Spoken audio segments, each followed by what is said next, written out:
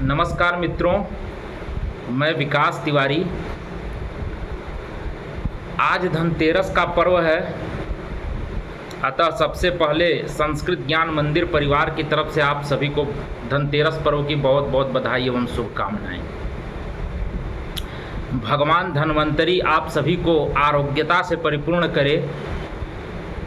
आप सभी अपने जीवन में धन वैभव को प्राप्त करें। आपका जीवन सुखियों से खुशियों से भरा हो और आप नित नए ऊंचाइयों को प्राप्त करते रहें।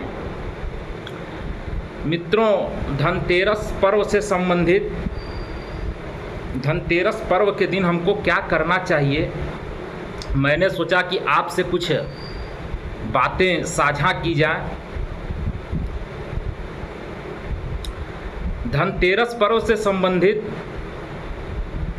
प्रायः सभी की यह मान्यता होती है। कुछ दिनों तक मैं भी यही मित्रों जानता था कि धनतेरस का पर्व जब आता है तो हम सब बर्तन इत्यादि, थाली, गिलास, कटोरा, चम्मच इत्यादि हम लोग खरीदते हैं।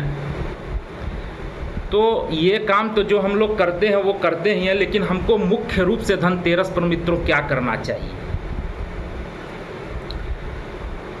इसी संदर्भित मैं आपसे कुछ बातें साझा करना चाहता था। इसीलिए आज मैं आपके सम्मुख उपस्थित हुआ हूँ।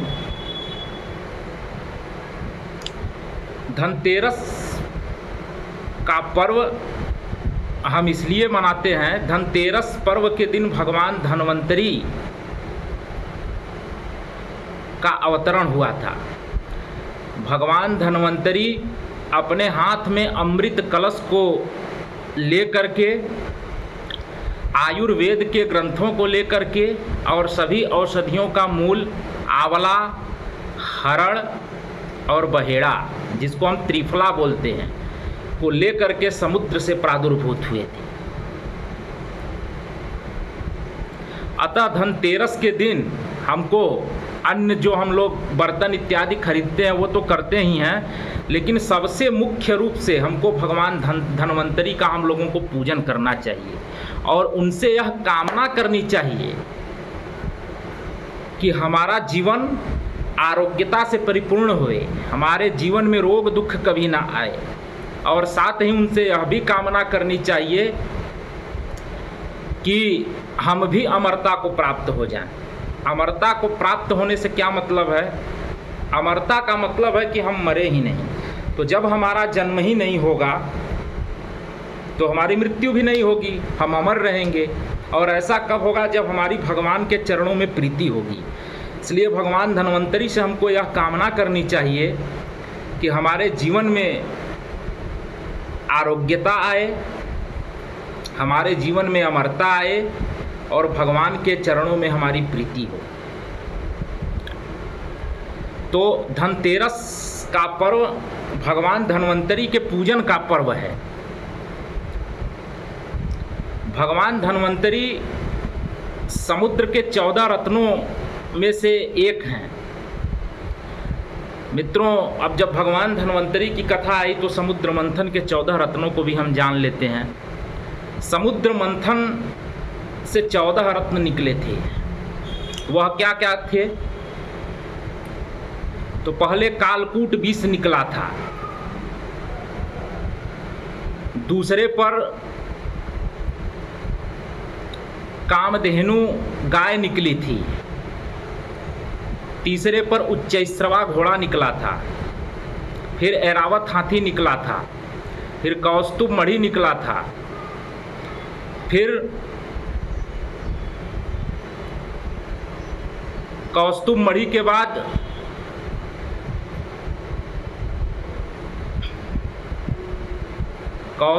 के बाद निकला था मित्रों, थोड़ा हम भूल रहे हैं, कल्प वृक्ष निकला था।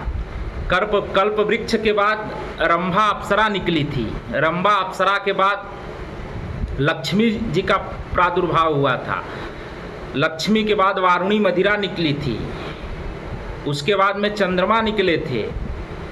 चंद्रमा के बाद पारिजात वृक्ष निकला था। उसके बाद पांचजन्य शंख निकला था। और फिर भगवान धन्वंतरी अपने हाथों में अमृत कलश को लेकर के समुद्र से निकले।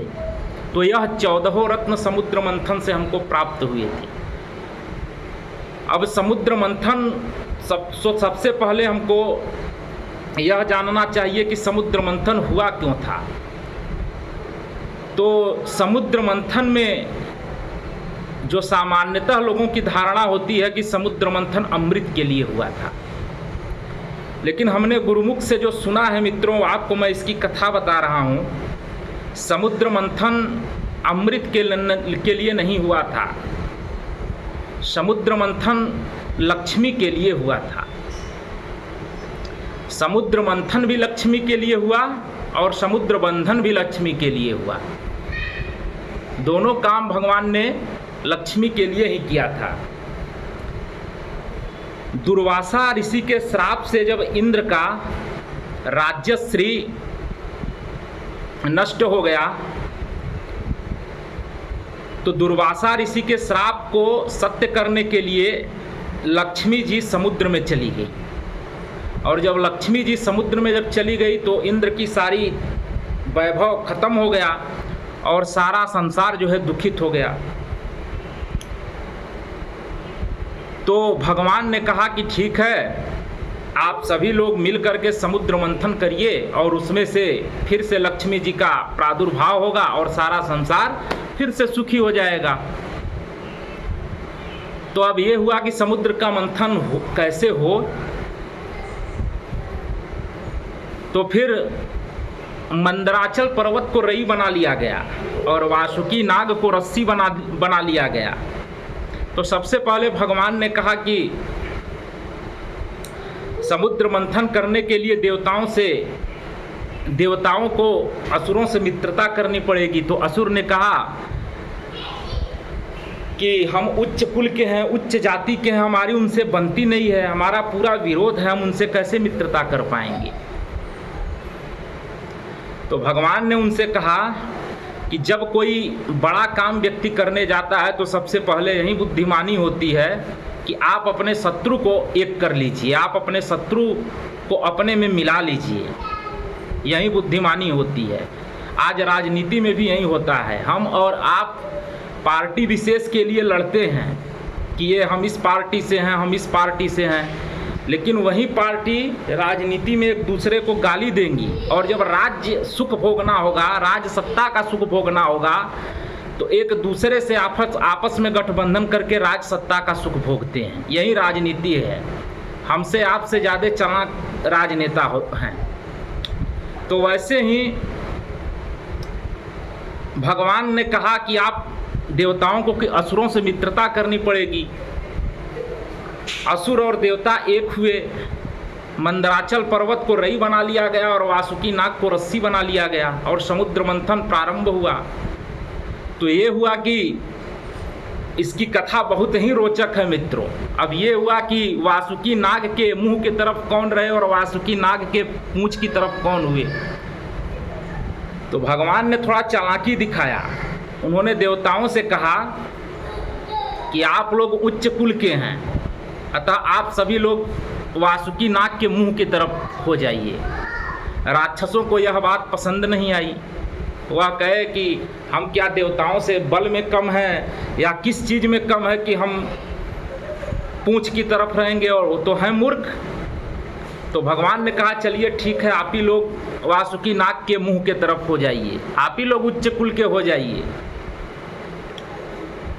तो सारे असुर जो है वह वासुकी नाग के मुंह के तरफ हो गए और सारे देवता उसके पूंछ के तरफ हो गए और समुद्र का मंथन शुरू हुआ।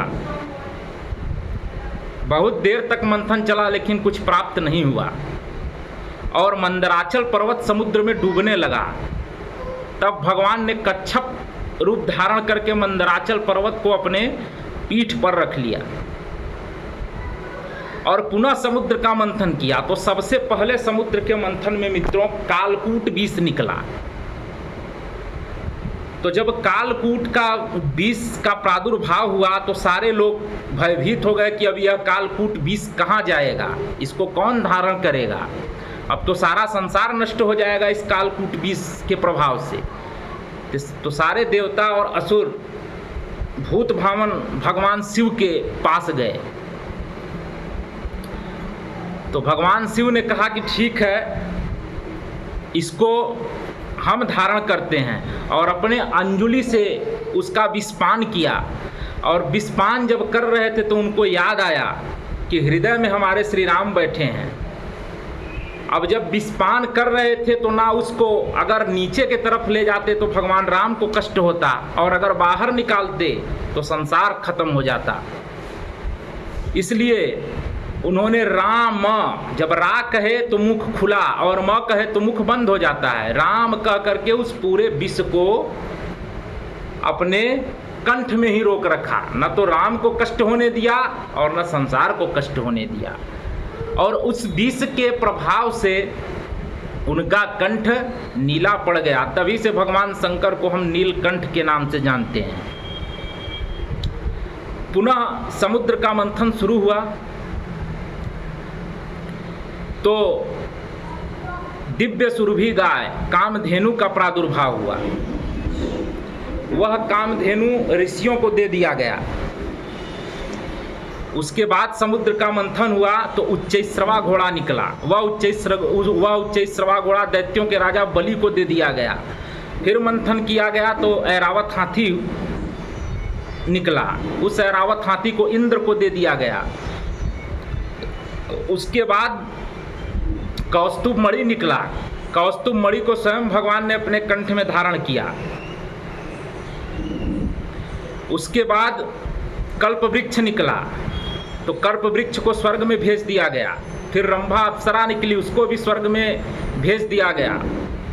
फिर लक्ष्मी का प्रादुर्भाव होता है, जिसके लिए पूरे समुद्र का मंथन हुआ था। और मैंने कथा के प्रारंभ में ही कहा था कि समुद्र मंथन अमृत के लिए नहीं वरन लक्ष्मी के लिए हुआ था। तो जब लक्ष्मी का प्रादुर्भाव हुआ 8वें नंबर पर, तो भगवान ने सोचा कि लक्ष्मी दिव्य है, सुंदर है, इसके लिए असुर और देवता आपस में लड़ जाएंगे। और सारा संसार मित्रों लक्ष्मी के लिए ही लड़ रहा है। इस पूरे संसार में जो भी लड़ाई हो रही है सब लक्ष्मी के लिए हो रही है। तो भगवान ने कहा कि सारे लोग पंक्ति में कतार में खड़े हो जाएंगे, यह लक्ष्मी जिसको वर्ण करेंगी अपने से लक्ष्मी उसकी हो जाएंगी। लक्ष्मी ने वरमाला लेकर के सबसे पहले ऋषि दुर्वासा थे। तो दुर्वासा को कहा कि ये तो तपस्वी तो बहुत अच्छे हैं, लेकिन साथ साथ अपने क्रोध पर विजय नहीं प्राप्त कर पाए हैं, अतः मैं इनका वर्ण नहीं करूंगी। तो मित्रों हमको ये आपको सीख मिलती है कि लक्ष्मी उन्हीं का वर्ण करती हैं जो अपने क्रोध पर विजय प्राप्त कर लेता है। आगे बढ़ी लक्ष्मी, उनकी उपेक्षा करती हुई आगे बढ़ी। तो दैत्यों के गुरु शुक्राचार्य थे। उन्होंने कहा कि हैं तो ये बड़े ज्ञानी, और शुक्राचार्य बहुत ज्ञानी हैं। श्रीमद् भगवत गीता में भगवान ने अपने मुख से कहा है कि ज्ञानियों में मैं शुक्राचार्य हूँ। तो लक्ष्मी ने कहा कि शुक्राचार्य हैं तो बड़े ज्ञानी, लेकिन ज्ञानी के साथ साथ इनका संग अच्छों का नहीं है, कुसंग से ये व्याप्त हैं, कुसंगी लोगों के साथ रहते हैं। तो दूसरा हमको सीख ये मिलती है कि लक्ष्मी उन्हीं का वर्ण करती हैं जो कुसंग से दूर रहता है। आप बहुत बड़े ज्ञानी हो, लेकिन अगर आपका संग अच्छा नहीं है, आप कुसंगियों के साथ रहते हैं, तो फिर लक्ष्मी आपका वर्ण नहीं करती है। उनकी भी उपेक्षा करते हुए लक्ष्मी आगे बढ़ गई। तीसरे पंक्ति पर इंद्र खड़े थे। तो लक्ष्मी ने कहा कि इंद्र तो बहुत ऐश्वर्यवान पुरुष हैं, ऐश्वर्य है, इंद्र स्वर्ग के राजा हैं, सब कुछ इनके में ठीक है, लेकिन एक इनके में कमी है। वह क्या कमी है कि यह कामासक्त हैं, काम इनके अंदर बहुत ज़्यादा व्याप्त रहता है। और काम की पूर्ति के लिए जब इनको स्वर्ग से इनका मन भर गया, तो पृथ्वी पर आकर अहिल्या जैसी स्त्री को भी इन्होंने अपवित्र कर दिया। इनके जीवन में काम बहुत ज़्यादा है, इसलिए लक्ष्मी उनकी भी उपेक्षा कर दी, इंद्र को भी त्याग दिया उन्होंने। तो ये एक सीख यह मिलता है कि जिसके जीवन में सबसे अधिक काम वासना होती है, जिसके जीवन में सबसे अधिक काम होता है, लक्ष्मी उसका भी वर्ण नहीं करती है। उसके बाद लक्ष्मी आगे बढ़ी तो चौथे व्यक्ति थे भगवान शंकर, भूत भावन भगवान शिव। तो लक्ष्मी ने कहा कि सब कुछ ठीक है, ज्ञानी हैं, संत हैं, और साथ साथ काम पर भी इन्होंने साक्षात विजय प्राप्त कर लिया है, कामदेव को इन्होंने भस्म कर दिया है, सब कुछ ठीक है। लेकिन एक दोष इनके में है। वह दोष क्या है कि इनके में दया नहीं है। बारे लक्ष्मी, देखिए आप लोग लक्ष्मी की प्रकृति कैसी है, कितनी असाध्य है लक्ष्मी, क्या क्या लोगों में कमियां खोजती रहती हैं, क्या क्या अवगुण खोजती रहती हैं। भगवान शंकर को उन्होंने कहा कि इनके अंदर सब कुछ ठीक है, लेकिन जो इनके अंदर एक बुराई है वह यह है कि इनके अंतर्गत दया नहीं है। जब प्रलय काल का समय आता है तो यह निर्दयी होकर के पूरे संसार को भस्म कर देते हैं, पूरे संसार को जला देते हैं। अतः लक्ष्मी उनको भी त्याग दी, उनका भी लक्ष्मी ने वर्णन नहीं किया। और इन सारे लोगों को लक्ष्मी को त्यागने के बाद बहुत दूर एक वृक्ष के नीचे भगवान बैठे हुए थे, और वह लक्ष्मी की, ये सारे लोग लक्ष्मी की अपेक्षा कर रहे थे, इसलिए सारे लोगों को लक्ष्मी ने उपेक्षित कर दिया। जो लक्ष्मी का अपेक्षा करता है लक्ष्मी उसको उपेक्षित कर देती हैं। ये सारे लोग लक्ष्मी की अपेक्षा कर रहे थे, लेकिन जो भगवान थे वह निरपेक्ष भाव से वृक्ष के नीचे बैठे हुए थे। वरमाला लेकर के लक्ष्मी उनके पास पहुंची तो जब उनको देखा तो सब कुछ मंगल ही मंगल दिखाई देने लगा उनके अंदर। मंगलम भगवान विष्णु मंगलम गरुड़ध्वजा मंगलम पुंडरीकाक्ष मंगलाय तनोहरि। सब कुछ भगवान में सब कुछ मंगल ही मंगल दिखाई देने लगा। और भगवान लक्ष्मी का ये स्वभाव है कि जो व्यक्ति लक्ष्मी के पीछे पड़ता है लक्ष्मी उसको लात मार करके भगा देती है, उस व्यक्ति की उपेक्षा कर देती है। भगवान लक्ष्मी का कोई अपेक्षा नहीं रखते थे, वह दूर बैठे हुए थे, भगवान को लक्ष्मी पर का कोई अपेक्षा नहीं था। अतः भगवान के पास लक्ष्मी जिस जिस गुणों की लक्ष्मी को अपेक्षा थी वह सारे गुण भगवान में उनको दिखाई देने लगे। और भगवान और लक्ष्मी ने सोचा कि आज जो लोग हमारी अपेक्षा कर रहे हैं कल वही लोग हमारी उपेक्षा करने लगेंगे, लेकिन जो आज हमारी उपेक्षा कर रहा है कल वह हमारी अपेक्षा करने लगेगा। इसलिए वरमाला लक्ष्मी ने भगवान के गले में डाल दिया और तब से भगवान सिंधु सुता प्रियकंता कहलाने लगे, समुद्र की बेटी के प्रियकंता कहलाने लगे। रामचरितमानस में है, भगवान का जब स्तुति वाले में है, जय जय सुरनायक जन सुखदायक प्रणतपाल भगवंता गोद्विज हितकारी जय असुरारी सिंधु सुता प्रियकंता। तो मित्रों ये लक्ष्मी के प्रादुर्भाव की पूरी कहानी थी। और लक्ष्मी के प्रादुर्भाव से हमको यही सीख मिलती है कि लक्ष्मी की हमको बहुत ज़्यादा अपेक्षा नहीं करनी चाहिए। जो व्यक्ति लक्ष्मी की बहुत ज़्यादा अपेक्षा करता है लक्ष्मी उसकी उपेक्षा कर देती है। हमको लक्ष्मी के पीछे बहुत अधिक नहीं दौड़ना चाहिए, हमको माँ सरस्वती के पीछे बहुत दौड़ना चाहिए। यह जरूरी नहीं कि जिसके पास लक्ष्मी हो उसके पास सरस्वती हो ही, लेकिन जिसके पास सरस्वती होता है उसके पास लक्ष्मी होती ही है, यह कन्फर्म है। उसके बाद समुद्र मंथन से लक्ष्मी के बाद वारुणी शराब का प्रादुर्भाव हुआ और वारुणी शराब को दैत्यों ने ग्रहण किया। उसके बाद चंद्रमा निकला, उस चंद्रमा को भगवान शिव ने अपने मस्तक में धारण किया। उसके बाद पारिजात वृक्ष निकला, पारिजात वृक्ष को स्वर्ग में भेज दिया गया। फिर पांचजन्य शंख निकला, पांचजन्य शंख को भगवान कृष्ण ने धारण किया। उसके बाद धन्वंतरी अपने हाथ में अमृत कलश को लेकर के प्रादुर्भूत हुए, जिससे कथा का आरंभ हुआ था, जिससे इस कहानी का आरंभ हुआ था। तो जब भगवान धन्वंतरी अमृत कलश को लेकर के प्रादुर्भूत हुए, उस अमृत कलश को लेकर के दैत्य भाग गए। देवता बड़े निराश हुए कि हम लोग अब अमृत का पान कैसे करेंगे। तो फिर भगवान ने देवताओं को सांत्वना दिया कि वह भाग भले गए लेकिन अमृत का पान आप ही लोग करेंगे। फिर भगवान मोहिनी का रूप धारण करते हैं और सारे देवताओं को अमृत पान करा देते हैं, और देवता बेचारे देखते रह जाते हैं। और उस देवता में एक स्वरभानु नाम का उस असुर में एक स्वरभानु नाम का असुर होता है, वो बड़ा ही चालाक होता है। वह देवताओं का रूप धारण करके सूर्य और चंद्रमा के बीच में जाकर के बैठ जाता है, और भगवान जैसे उसको अमृत पान करा रहे थे वैसे ही सूर्य चंद्रमा ने भगवान को बता दिया कि यह कोई देवता नहीं है, यह असुर है, स्वरभानु नाम का असुर है। भगवान पुनः अपने चक्र से उसके गर्दन को काट दिया, लेकिन तब तक वह अमृत पी चुका था। इस अमृत के प्रभाव से वह मरा नहीं और 2 टुकड़ों में हो गया। और वहीं स्वरभानु नाम का असुर राहु और केतु के नाम से जाना गया।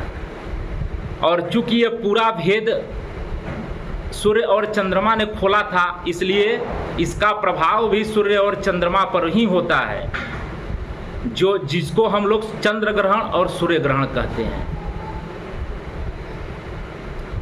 तो मित्रों, ये पूरी समुद्र मंथन की कथा थी, और इस कथा से हमको यही सीख मिलती है। और हमने ये बताना भी आपसे चाहा था कि जो धनतेरस का पर्व होता है, इस धनतेरस का पर्व हमको केवल बर्तन इत्यादि खरीदने के लिए यह धनतेरस का पर्व नहीं आता है।